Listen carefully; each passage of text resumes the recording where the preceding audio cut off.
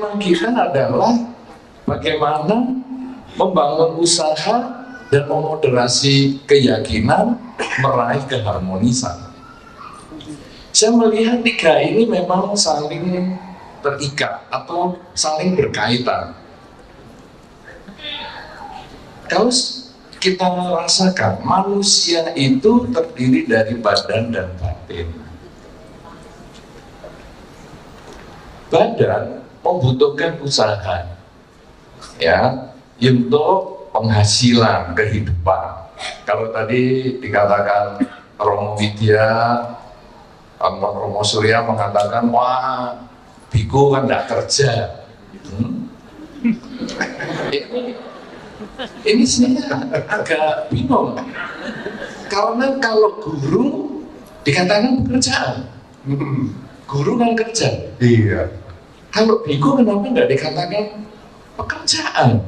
Nah, Karena KTP saya pekerjaan itu rahim Buddha loh, pendeta Buddha. Jadi ini kerja juga. Kalau saya nggak kerja begini, gimana saya bisa mendapatkan jubah? Saya diam di pojok gua sana, orang nggak kenal saya, nggak tahu saya. Siapa yang mau ngasih makan saya? nah, Jadi ini ya pekerjaan, cuma pekerjaan yang bentuknya berbeda. Kita tidak menghasilkan materi yang besar, tetapi kita mengelola batin orang. Bahkan kita juga mendorong orang berperilaku dalam kerjaannya ini, berperilaku yang berdasarkan keyakinannya. Ya. Nah, kemudian sekarang manusia butuh bekerja karena ini fisiknya. Kemudian batin membutuhkan keyakinan. Sehingga membangun usaha, memoderasi keyakinan, ini sebetulnya adalah kelengkapan manusia. Tanpa manusia melakukan keduanya ini, dia akan lumpuh. Dia hanya kerja bisa-bisa, dia akan kosong batinnya. Tetapi dia memenuhi kebutuhan batinnya, keyakinannya dibesarkan, tidak dimoderasi, dikuatkan semaksimal mungkin.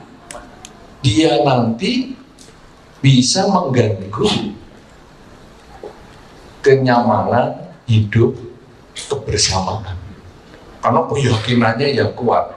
Apalagi kalau tadi disampaikan oleh Pak Pri, Pak Supriyadi yang menyampaikan bahwa kita ini dalam mengembangkan keyakinan kan juga perlu melihat lingkungannya. Ada keseimbangan dengan lingkungan. Artinya apa? Artinya kalau tadi mungkin disitir sedikit oleh Romo Surya, keyakinan atau agama kalau kita mau bahas yang lebih sempit, itu kan karena kecocokan. Saya cocok menggunakan jubah ini. Apakah saya layak memaksakan penggunaan jubah ini kepada yang lain?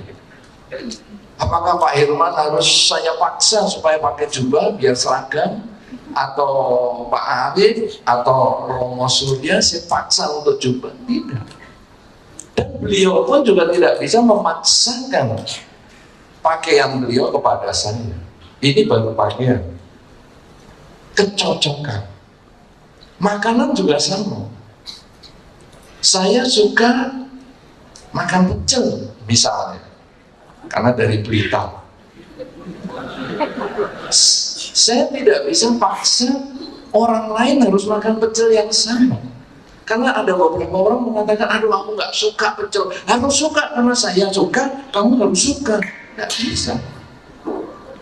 Saudara-saudara, ini karena agama ini adalah kecocokan. Nah, saudara-saudara, ini penting sebagai contoh apa yang saya sampaikan tadi, bahwa memoderasi keyakinan untuk membangun usaha ini membutuhkan keseimbangan. Keseimbangan ini diawali dari pola pikir apa? Kalau kita membaca atau kalau kita menyerap atau kalau kita meringkas dharma ajaran Sang Buddha, sebetulnya ada salah satu ringkasan yang menyebutkan Apa yang engkau tabur, itulah yang akan engkau panen. Jadi, kalau kita menanam padi, kita akan tumbuh padi.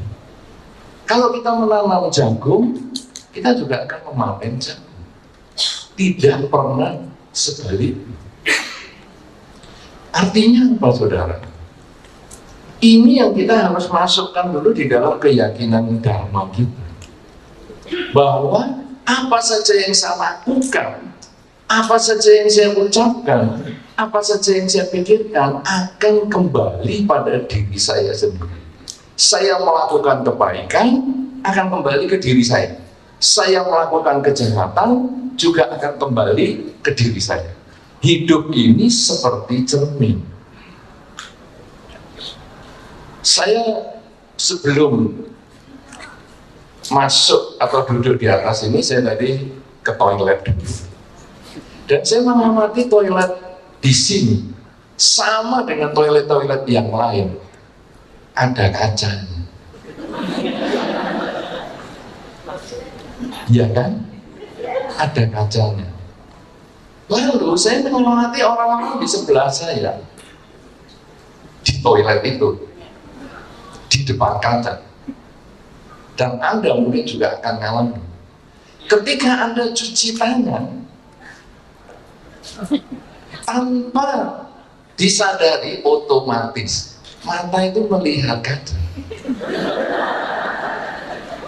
Ya, kalau yang jambulnya kurang ngumpul, langsung pakai air cucian itu dinaikkan.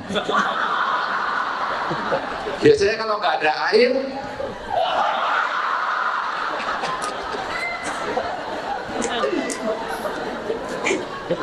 tapi kalau saya tidak, karena saya diapa-apakan ya, coba kalau beliau-beliau ini. Oh, tapi Romo Surya juga berani. Saya yang lain, nggak berani pasti.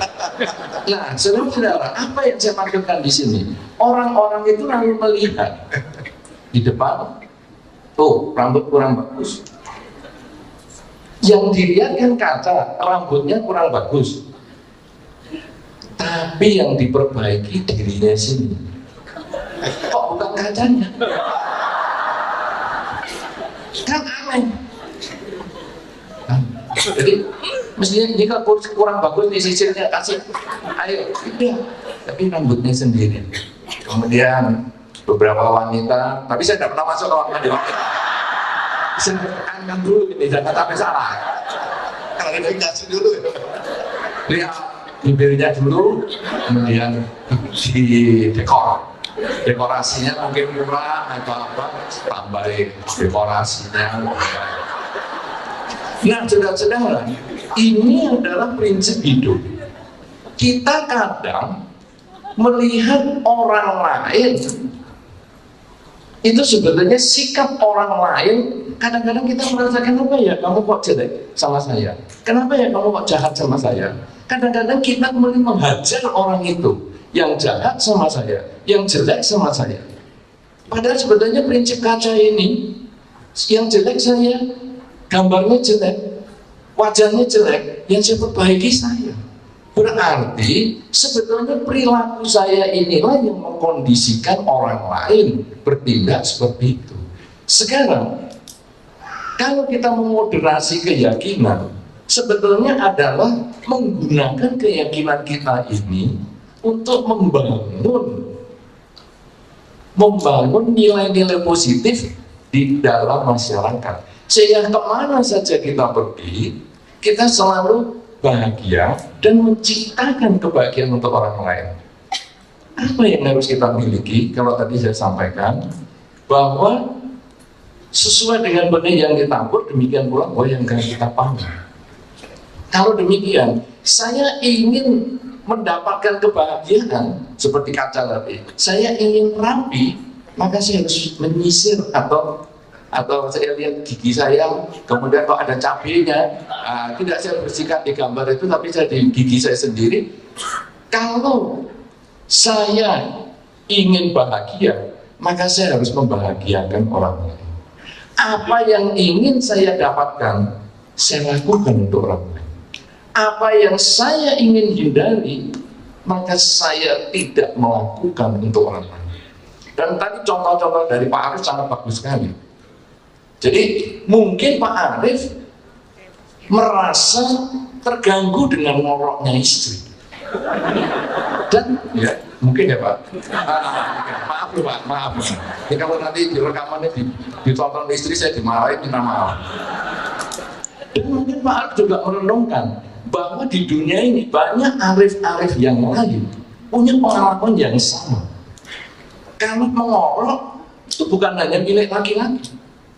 Perempuan kadang ngoroknya keras juga. Menurut pengalaman orang-orang tuh ya.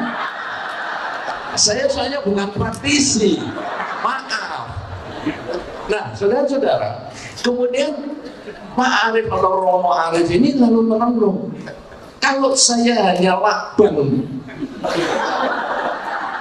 bibir istri, mungkin terjadi huru-hara di rumah ya. Lalu bagaimana ya? Ini kan timbul akal bahwa saya nggak suka dilakban. Istri tentu gak suka. Saya suka tidur tenang. Orang lain juga suka. Nah kalau itu lalu beliau berpikir untuk menciptakan alat lagi. Bagaimana ya? Tutup. Pakai masker. Karena berhasil atau tidak, minimal suaranya udah gak keras. Kan pakai masker. Oh bukan aja. Oh soalnya tadi waktu diarahkan oleh moderator tentang masker, dia mengangguk. Ternyata tidak, makanya dibuka di dalam ruangan. Itu kan katanya pesan dari Sido Muncul itu yang dibuka di ruangan, makanya tadi kok ngorok, tidak. Yang tadi kan di kantor juga dipasang. Ya, nah tapi yang di rumah ternyata juga dibuka di kamar. Oh, jadi Pak Arief juga menikmati oksigennya itu kan, betul. Jadi, oh saya kepingin itu, maka saya lakukan kepada yang lain. Nah, saudara-saudara, ini sebetulnya prinsip dasar memoderasi keyakinan. Bahwa kalau saya nggak suka ini, jangan lakukan. Beberapa kali Sang Buddha sudah menyebutkan itu. Salah satunya adalah menyatakan bahwa semua makhluk takut pada kematian. Mereka gemetar terhadap kematian. Dan sebetulnya semua makhluk takut, sehingga tidak layak seseorang membunuh makhluk lain. Dengan kalimat itu bahwa saya takut mati, makhluk lain juga takut mati, maka muncullah tadi yang disampaikan oleh Romo Surya, yang disampaikan oleh juga Romo Arief, bahwa pekerjaan itu jangan melakukan berhubungan dengan pembunuhan, dengan racun dan sebagainya, karena kita juga takut mati. Makhluk lain pun juga sama. Nah, saudara-saudara, dengan dasar seperti ini, maka di dalam kita menentukan pekerjaan, mulailah dengan mengukur diri sendiri. Kalau tadi Romo Arief sangat banyak sekali bahwa ini ada proyek ataupun ada pekerjaan yang membutuhkan oksigen tapi masih belum bayar utang. Kalau saya ngalami seperti itu, nanti kantor ataupun proyek saya ataupun workshop saya ini kemudian tutup, pabrik saya tutup, maka berapa ribu karyawan ini pasti akan terlantar. Demikian pula dia pasti nggak senang terlantar karyawannya, maka saya support dulu. Masalah hutang urusan nanti, karena bunganya kita bisa hitung belakangan. Nggak ada ya, bukan ya, bukan. Oh ya bukan. Tadi nggak ngomong itu, saya nambahin sedikit. Ya. Nah, jadi saya support, pokoknya oksigennya saya support, nanti kita pokoknya kamu produksi dulu sehingga nanti kita bisa hitung belakangan hutannya, bukan pakai bunganya tadi ya. Nah saudara-saudara, itu sebetulnya adalah bayangkan bahwa kalau saya perusahaannya seperti itu, saya juga nggak mau, dan saya ingin juga ada perusahaan yang lebih besar menolong saya. Dengan selalu menanam kebajikan seperti itu, maka kembalilah kebahagiaan itu pada diri sendiri, sehingga beliau menjadi orang nomor 1. Karena 95% rumah sakit di Indonesia disuplai oksigennya oleh beliau. Ini kan luar biasa sekali. Nah, inilah kebajikan yang ditanam. Inilah memoderasi keyakinan untuk membangun usaha sehingga dapat meraih keharmonisan. Pekerjaannya dapat dilakukan, batinnya ini tenang, merasa tidak melanggar dharma, bahkan timbul kebahagiaan karena usaha yang dilakukan ini bisa untuk menolong yang lain, sehingga hasilnya nanti makin mantap melangkah ke depan, sehingga semakin selalu bersemangat melatih dharma di dalam berusaha, sehingga meraih kebahagiaan, keharmonisan di dalam kehidupan baik pribadi maupun dengan lingkungannya. Inilah yang mungkin saya sampaikan sebagai rangkuman dan tambahan sedikit atas penjelasan kedua beliau yang sudah luar biasa. Terima kasih.